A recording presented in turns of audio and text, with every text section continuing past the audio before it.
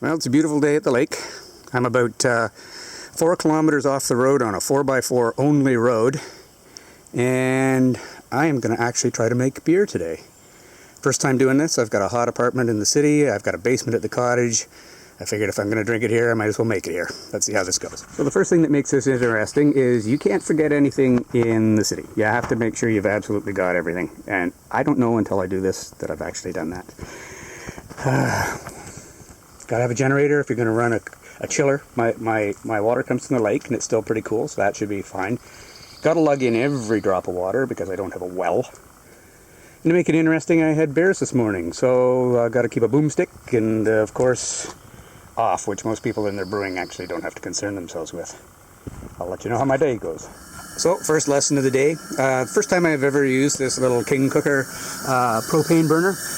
And it comes with this. It's a little timer, holds 2 batteries. And it took me like all those matches to figure out what the hell was going wrong. And of course I'm a man, so I actually had to go in and then get the instructions and figure out that this thing goes off automatically every 15 minutes. So I got my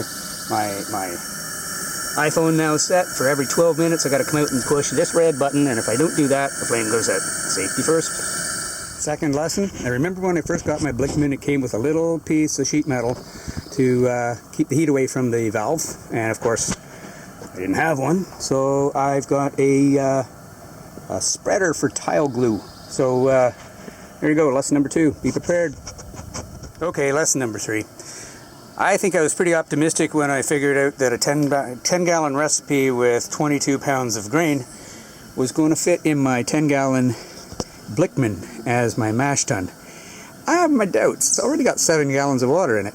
So what I'm going to do is pull a couple of gallons out, keep it in reserve, get the grain in first, then add water in until it's, like, I'm sure, literally full to the top.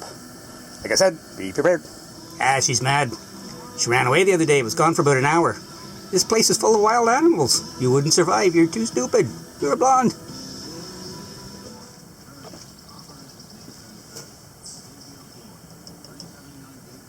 Shouldn't be any problem with this holding its heat today. This pot doesn't even have the fire on, and with that sun on it, it's almost too hot to touch. So I don't think I'm going to have to wrap a towel around it to keep it warm today. They're calling for 30 today, 36 with a humidex, and it snowed 2 weeks ago. Such is Canada.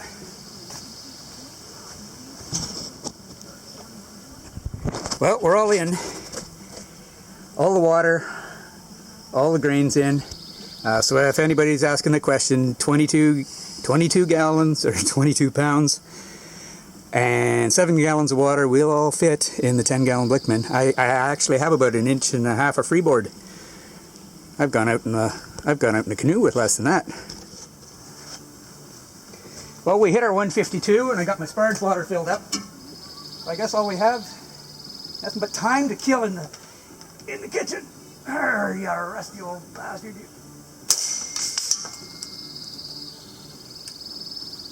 Wow. That hurt. Whew.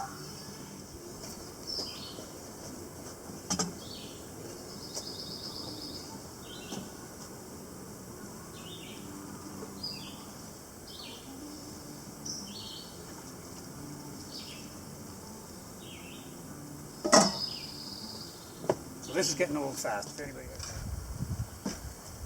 Okay, it's time for my 15-minute hop edition. You probably noticed a lot of stuff has changed. I did run into technical difficulty, maybe you know. This Bayou Classic, it was running fine while it was doing my sparge water, but then it just wouldn't hold a very tall flame at all. This is my new wort chiller.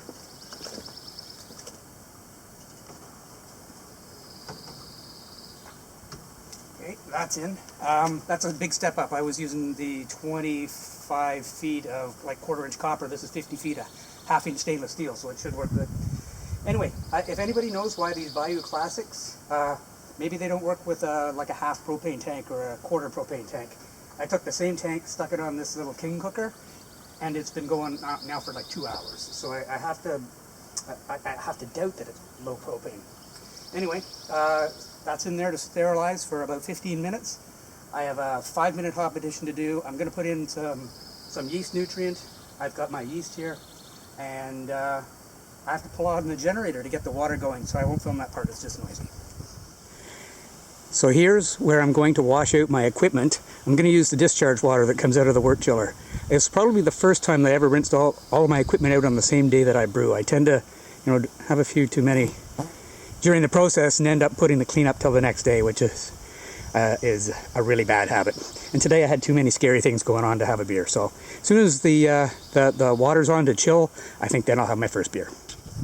I was just going to give you a tip about something that I don't know how to do here, just because I've only got a cold water tap to the outside.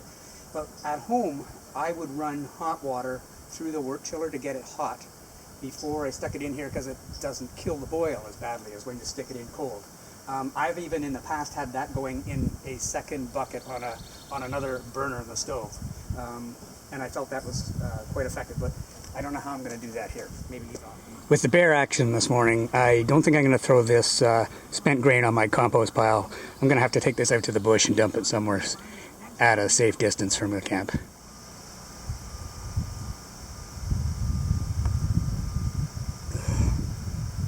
Well, you can hear the generator going in the background.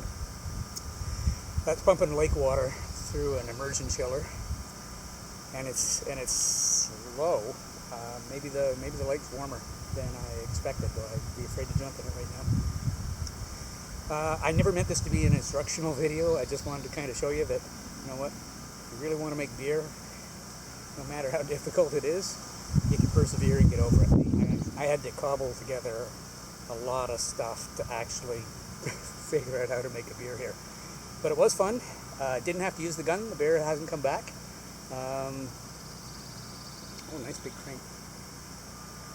Anyway, that's it. Cheers.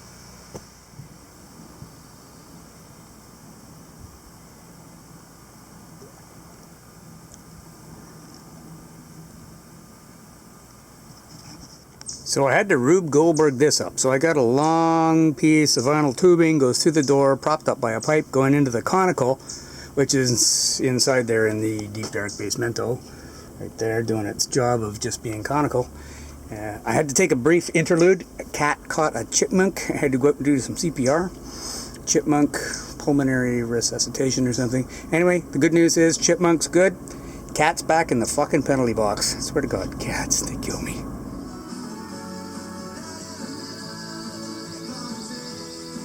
In the penalty box, biatch.